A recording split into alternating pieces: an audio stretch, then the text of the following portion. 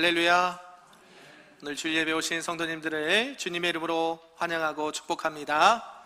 오늘도 예배와 말씀을 통해서 하나님의 크신 은혜가 우리에게 충만하기를 간절히 소망합니다. 아멘.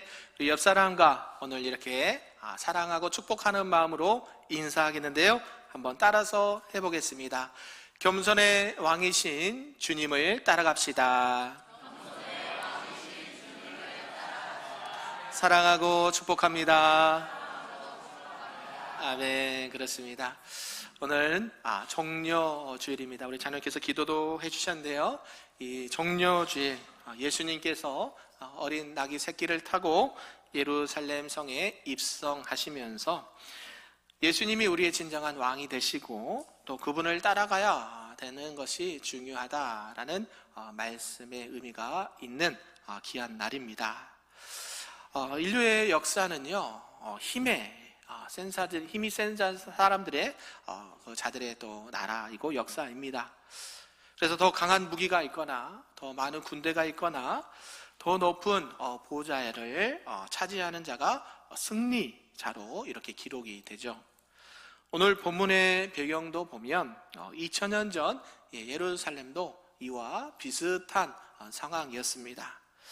당시 예루살렘에는 두 개의 이 행진의 장면이 나오는데요, 서쪽 문으로는 당시 로마 총독이었던 이 본디오 빌라도가 군마와 또 철갑을 두른 이 보병들을 거느리고 입성을 하고 있고, 또한 그와 반대로 동쪽 문에서는 예수님께서 어린 나귀를 타고 예루살렘 성으로 입성을 하고 있는 장면이 나옵니다. 그러면서 10절에는 이러한 광경을 보고 이렇게 말씀하시는데요, 예수께서 예루살렘에 들어가시니 온 성이 소동하여 이르되 이는 누구냐 하거늘 이라고 말씀합니다. 소동이 일어났다라는 표현이요, 지진이 일어나서 땅이 흔들릴 정도로 그런 행진이 있었다라는 것을 말합니다. 그런데 이런 행진 가운데 사람들이 매우 당혹스럽고 당황스러운 마음을 또 생각을 갖고 있는데요, 예수님께서 이 땅 가운데 왕으로 오셨다고 하는데 저렇게 초라할 수가 있는가? 왜 저는 왕이라고 하면서 갑옷도 입지 않고 칼이나 왕으로서의 어떤 체면이나 이런 것들을 전혀 볼 수가 없이 왕으로 오셨다라는 것을 보게 된다라는 것이죠. 그러니까 오늘날도 마찬가지죠. 뭔가 힘이 있거나 뭔가 왕으로 나타나면 뭔가 위엄도 있고 보기에도 또 화려하고 뭔가 있어 보이게 딱 등장을 해야 되는데 예수님의 모습을 보니까 전혀 그렇지 않은 것을 보게 되는 것이죠. 사무엘상 17장에 보면 이 골리앗이 나옵니다. 이 골리앗은 갑옷도 철갑옷을 입고 투구도 쓰고 거대한 창이나 칼을 차고 있는 장수였습니다.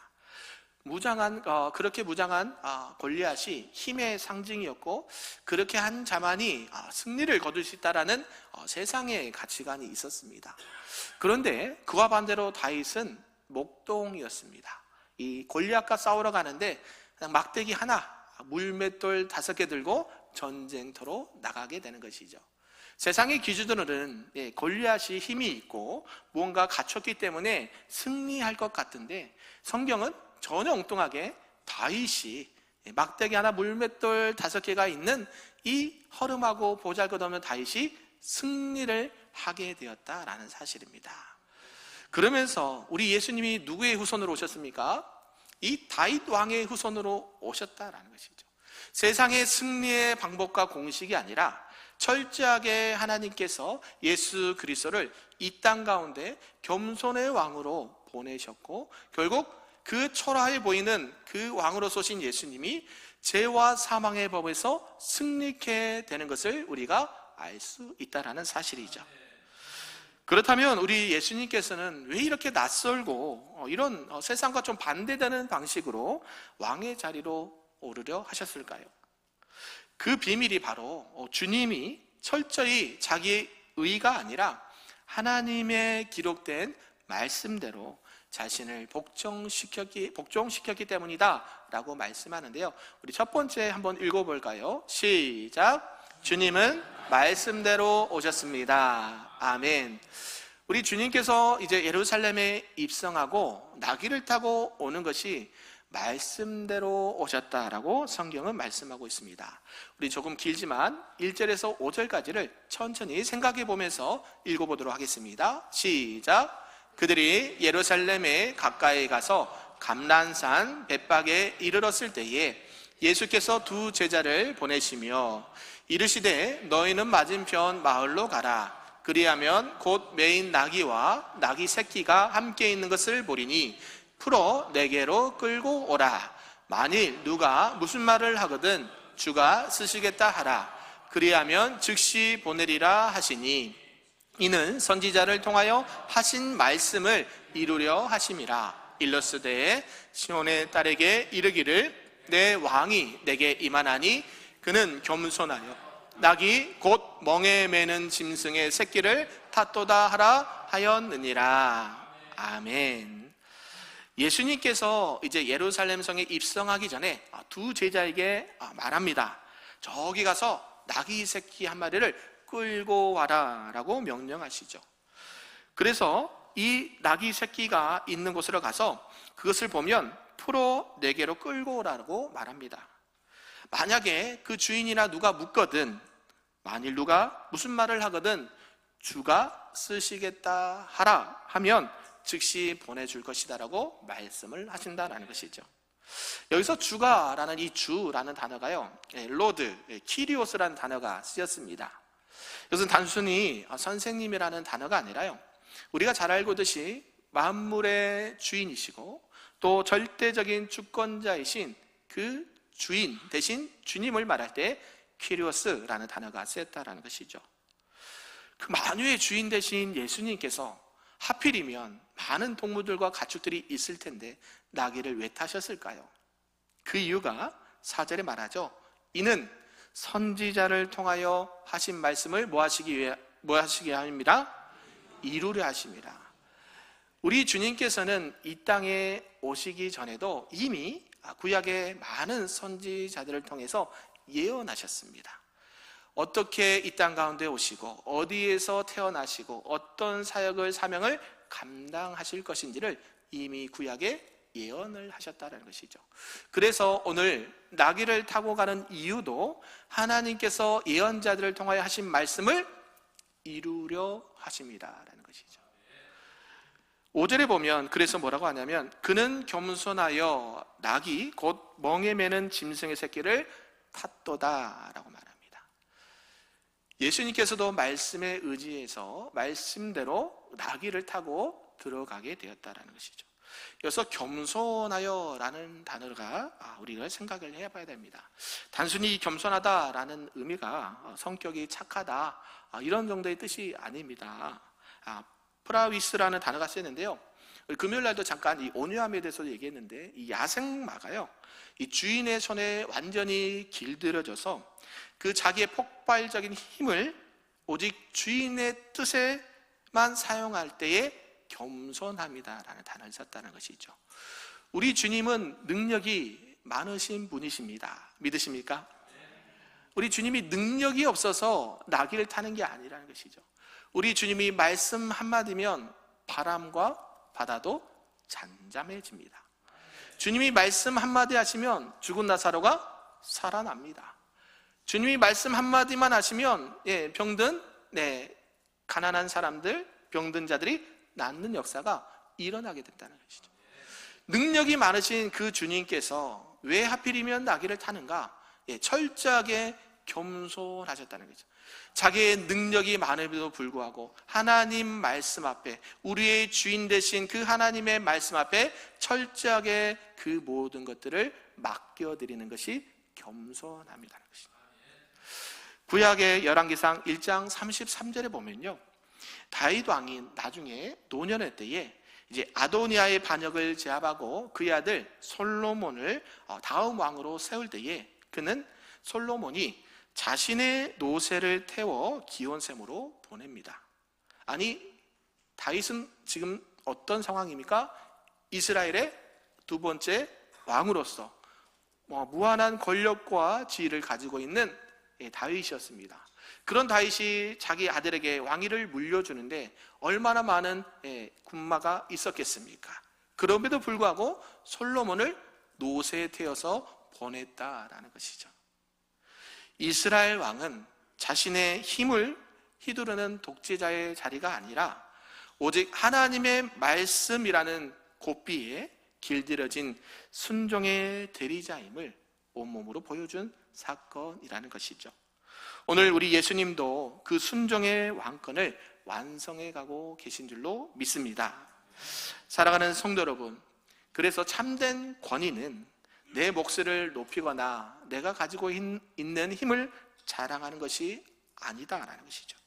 오직 그러한 모든 것들을 하나님의 말씀의 권위 아래 내 자아를 완전히 내려놓고 오직 하나님의 뜻에 겸손함으로 그 모든 일들을 감당하는 것이 우리 주님께서 말씀하신 이유인 줄로 믿습니다. 우리 주님은 힘이 없어서 나귀를 타신 게 아니라 하나님의 말씀을 성취하기 위해서, 하나님의 말씀을 이루기 위해서 자신의 모든 능력을 그 말씀 아래에 굴복시켰다라는 것이죠. 이것이 오늘날 우리가 마땅히 따라야 할 겸손의 왕으로 오신 예수님의 마음인 줄로 믿습니다. 저와 여러분들도 힘과 능력이 있다고 해서 내 마음대로 사용하는 것이 아니라 철저하게 하나님의 말씀 앞에 여러분의 능력을 굴복시키고 오직 하나님의 능력만을 나타내시는 저와 여러분 되기를 주님의 이름으로 축복합니다. 그러면서 이제 말씀에 온전히 장악된 왕이 이제 우리 앞에 섰을 때에 주님은 우리에게도 그 왕권에 걸맞는 반응과 여러 가지 삶의 모습을 보여야 된다라고 말씀하시는데요. 우리 두 번째 말씀 한번 읽어볼까요? 시작. 주님은 우리의 전부를 원하십니다. 아멘. 우리 예수님께서 이제 그 말씀 앞에 철저히 복종하시면서 하나님의 말씀을 이루시기 위해서 하는데 우리에게 전부를 원하시는 것을 보게 되는데요. 우리 7절과 8절을 한번 읽어보겠습니다. 시작. 나귀와 나귀 새끼를 끌고 와서 자기들의 겉옷을 그 위에 얹음에 예수께서 그 위에 타시니 무리의 대다수는 그들의 겉옷을 길에 펴고 다른 이들은 나무가지를 베어 길에 펴고. 아멘. 여기서 우리가 주목해서 봐야 될 단어가 이 겉옷이라는 단어입니다. 겉옷. 히마티온이라는 단어가 쓰는데요. 당시의 유대 사회에서는요, 이 겉옷은 단순히 추위를 막는 의복이 아닙니다. 낮에는 떼약볕으로부터 몸을 보호하고 밤에는 유일한 이불이 되어지는 그 사람의 생존을 좌지우지하는 귀한 물품이 겉옷이었다라는 것이죠. 여러분도 겉옷을 벗으면 어떻습니까? 안에 또 옷이 있지요. 또 그 옷 안에는 속옷도 있지요. 그런데 이때 당시의 유대인들은요, 그게 없습니다. 그냥 겉옷을 입으면 뜨거운 태양빛을 가려주는 옷이 되고 저녁에는 추워서 그 겉옷을 덮고 자는 이불로 사용했다라는 것이죠. 그러니까 이들에게 겉옷이라는 것은 그 사람의 정체성을 이야기하고 있습니다. 우리도 그러지 않습니까? 옷이 날개다라는 표현을 하시죠. 네, 왜요? 그 사람이 옷을 입는 걸 보면 대충 이해를 하는 것이죠. 저분이 어느 정도의 삶을 살아가고 있고 어느 정도의 지위를 누리고 있고 어느 정도의 생활 패턴을 살아가고 있다라고 유추를 합니다. 오늘 본문에서도 이 겉옷을 가지고 이들이 길에 폈다라고 하는 것이죠. 이 겉옷은 그 부분에 자신의 신분과 자신의 주권을 당신 주님의 발 앞에 놓습니다라는 의미가 있다는 것이죠. 이들은 자기의 겉옷을 벗어서 나귀 안장위에 지우고 또 그들의 겉옷을 벗어서 주님이 가시는 그 길에 폈다라고 말합니다. 또 다른 이들은 나무가지를 펴서 주님이 가시는 길을 이렇게 마련했다라고 하는 것이죠. 이것은 무엇을 의미하시냐면 주님께서는 지금 그냥 겉옷을 안고 겉옷을 위에 걸어가는 분으로만 생각하는 게 아니라 그들의 삶 위에 주님께서 걸어가 주신다라는 의미가 있다는 것이죠. 주님은 이 겉옷을 주님 발 아래 깔고 주님께서 내 삶을 통과하시도록 내어드리는 이 자기 부인을 원하시고 계신다라는 것이죠. 사랑하는 성도 여러분, 저와 여러분의 겉옷은 지금 어디 있습니까?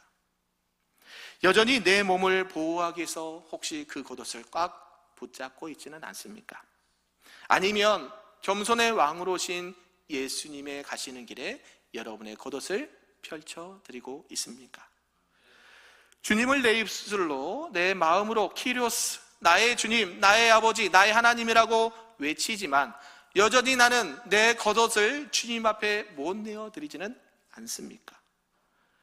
오늘 주님은 우리들을 향해서 너희들의 전부를 쓰시겠다라고 말씀하신 줄로 믿습니다. 우리 모두가 주님 앞에 여러분이 가지고 있는 모든 겉옷을 또 감사함으로 순종함으로 펼쳐드릴 수 있는 저와 여러분 되기를 간절히 소망합니다. 그러면서 우리 주님께서 이제 뭘 말씀하시냐면, 이들은 자신들을 로마의 압제, 그리고 그 지긋지긋한 가난, 질병, 세속적인 이런 어려움에서 우리를 해방시켜줄 왕으로 예수님을 생각했는데요, 예수님이 이 땅 가운데 왕으로 오신 것은 전혀 다른 목적으로 오셨다라는 것을 말씀합니다. 우리 세 번째 한번 읽어볼까요? 시작. 주님은 십자가에 죽기 위해서 오셨습니다. 아멘. 주님은 뭐 하시기 위해서요? 십자가에 죽기 위해서 오셨다라는 것이죠. 우리 9절, 10절, 11절을 한번 읽어보겠습니다. 시작. 앞에서 가고 뒤에서 따르는 무리가 소리 높여 이르되 호산나 다윗의 자손이여 찬송하리로다. 주의 이름으로 오시는 이여 가장 높은 곳에서 호산나 하더라. 예수께서 예루살렘에 들어가시니 온 성이 소동하여 이르되 이는 누구냐 하거늘 무리가 이르되 갈릴리 나사렛에서 나온 선지자 예수라 하니라. 아멘. 앞서가던 무리들이 이제 소리를 높여 외칩니다. 앞에서 가고 뒤에서 따르는 무리가 소리 높여 이르되 호산나 다윗의 자손이여 찬송하리로다. 아멘. 저와 여러분도 호산나 찬양하시지요? 네, 호산나. 이 호산나라는 단어가 어떤 뜻이 있냐면, 주님, 지금 우리를 구원하여 주옵소서, 이런 의미가 있습니다. 호산나 호산나 다윗의 자손 예수, 우리를 구원하여 주옵소서, 이렇게 외치고 있다는 것이죠. 그들은 이렇게 자신들의 모든 삶의 영에서 구원해달라는 절규를 외치고 있습니다. 그들은 이 노마로부터 정치적 해방을 꿈꿨고 자신의 모든 삶의 문제를 해방되는 것을 꿈꿨지만 우리 주님이 오신 목적은 전혀 반대였다는 것이죠. 오히려 죄와 사망의 법에서 우리를 구원하시고 해방시키기 위해서 이 땅에 오셨다라는 사실입니다. 믿으십니까? 당시에 무리들이 흔들었던 이 종려나무 가지가요, 이 승리를 상징하는 것이었습니다. 그들은 예수님께서 이 빌라도 군대를 몰아내고 정말 우리들이 살기 편하고 이 편안한 이 지상 천국을 세워줄 줄 알았다라는 것이죠. 그런데 우리 주님의 오신 목적지는 그런 왕의 자리가 아니었습니다. 주님은 로마와 싸우러 온 것이 아니라 우리 안에 도사리는, 우리 안에 깊이 뿌리 박혀 있는 이 죄와 싸우시기 위해서 왕으로 오셨다라는 사실입니다. 창세기 22장에 보면 아브라함이 하나님의 명령에 따라 이삭을 바치려 하는 장면이 나옵니다. 그럴 때에 이삭 대신 하나님께서 수풀에 뿔이 걸려 있는 순양을 이렇게 보게 하시고 그 순양을 이삭을 대신해서 번제로 드리게 하십니다. 이 순양은 어디서 나타났을까요? 이 순양이 무슨 죄가 있을까요? 그런데 하나님께서는 이삭 대신에 이 어린 양을 예비하시고 여호와 이레 예비하셔서 이삭 대신 피 흘려 죽게 하셔서 그 죄 사함을 하셨다라는 것이죠. 우리가 예수님을 뭐라고 부릅니까? 하나님의 어린 양이라고 표현합니다. 이 땅 가운데 죄가 없으신 그분이 이 땅 가운데 오셔서 저와 여러분의 죄를 대신 십자가에 피 흘려 죽기 위해서 오신 줄로 믿습니다. 그래서 예수님은 바로 그 제단 위에 올라갈 하나님의 어린 양으로 입성하신 것이라는 것이죠. 세상은 강한 자가 약한 자를 밟는 것을 승리라고 부릅니다. 그런데 하나님의 나라는 그 강하신 분이 약한 자를 위해서 죽는 것을 보고 승리다라고 하는 것이죠. 10절에 성이 소동했다라고 말합니다. 지진이 일어났습니다. 왜요? 자신들의 욕망을 채워줄 왕을 기대했는데 자신의 목숨을 내어놓으러 왕을 만났기 때문입니다. 우리 주님은 우리의 소원을 들어주시기 위해서 오신 그런 분이 아니시고 우리를 위해 대신 십자가에 죽으러 오신 겸손의 왕인 줄로 믿습니다. 그 호산나 호산나 예수님을 환호했던 그 소리들이 며칠이 지나지 않아 저 예수를 십자가에 못 박아 죽여라, 저 예수를 십자가에 못 박아 죽여라 라는 탄식과 아우성으로 변화가 되었습니다. 오늘날 저와 여러분은 어떤 왕을 기다리고 계십니까? 사랑하는 성도 여러분, 오늘 우리는 나귀를 타고 입성하신 겸손의 왕 예수님을 만났습니다. 그분은 우리가 깔아준 겉옷 위를 지나셨을 뿐만 아니라 이제는 자신의 살을 찢어 우리에게 입히시고 자신의 피를 쏟아 우리 죄를 씻어내려 하십니다. 이것이 바로 겸손의 왕, 우리 주님께서 보여주신 하나님의 사랑인 줄로 믿습니다. 이제 우리는 그 주님의 희생과 주님의 사랑을 기념하는 성찬 예식에 참여하려고 합니다. 다 같이 기도하는 마음으로 함께 엄숙하게 성찬식에 참여하도록 하겠습니다.